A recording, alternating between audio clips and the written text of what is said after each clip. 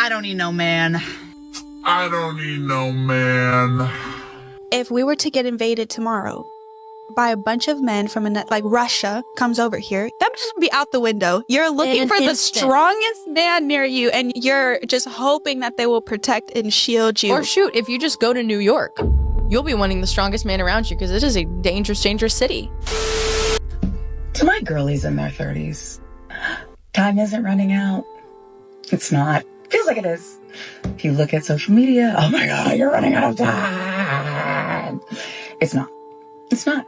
Other people will make you feel like you're running out of time because they want everyone to do what they're doing so they feel better about their choices. There's no race, like there's no checkered flag at the end of life where they're like, she did it all. Extra stars for when you're dead. Your 30s, travel. Tell people how you really feel. Don't lie to your therapist. And be okay to not be okay. And be okay with missing out because staying in is more fun. Meanwhile, if I go on one more date, if I have one more encounter with a man in his early 30s telling me that what he's looking for is a hustler, that he's looking for a queen to build an empire with, to be hustling for the next 5 years, I'm officially tapping out, because what y'all don't get is us girlies in our early 30s, we've been hustling. We fell victim to the girl boss, and we was girl bossing for the last decade. We went to school, we started our businesses, we bought houses, we've been doing this on our own. We've been on our independent woman and we don't care. Let me tell you, we don't care. Jerry. You talking to me about hustling another 5 years? My mans, I'm trying to have some babies. And you want me out here working too and hustling? You got me My brothers, Happy New Year. May this year bring you health, prosperity, and shield you from the sugar walls of infected tenderloin. But today, we speak about the alpha. You know what? I'm not even gonna give them that grace. Let's call them the male-presenting females. And as usual, they're crashing out. Many of these women thought the 9-to-5 lifestyle would be fun and fulfilling. Then they figured out that only 8% of people are actually doing the job or are in the career they wanted to be in. You see, most men work to consume, invest, and provide. And there's nothing sexy about sacrifice for modern women, even if it's for themselves. Yeah, pause and think about that sentence for a second. Now listen to this beautiful clip right here. We fell victim to the girl boss. We fell victim to the girl boss. And we was girl bossing for the last decade. Exactly. She admits that they fell victim to the feminist snake oil saleswoman. And I ask you this, did you hear her apologize to us? Did she apologize to the patriarchy? That's right, apologize. But most importantly, did she apologize to Cobra? Blasphemy. What y'all don't get. Yet here she stands with all this additional bass in her voice. Insolence. Once again, listen to her next point. I'm trying to have some babies. Now, my brothers, how financially competent do you consider yourself? Imagine having a baby with a woman like this that can be fooled by any new snake oil saleswoman. She is just a walking Bed Bath & Beyond stock with long hair. Is this what you want to invest in? In my humble opinion, this woman doesn't deserve the privilege of having a child, and our portfolio can't afford such an expensive L. Betation without representation? Sure. I mean, just use some silicone-based lube instead of snake oil and sell her the best dream that you could imagine. Then leave her under the house like one of those Wizard of Oz witches. I joke, I kid. Come on. Okay, 6 months ago. 6 months ago, I moved, started my life over.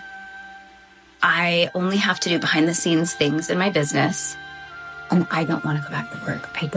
I just want to stay home.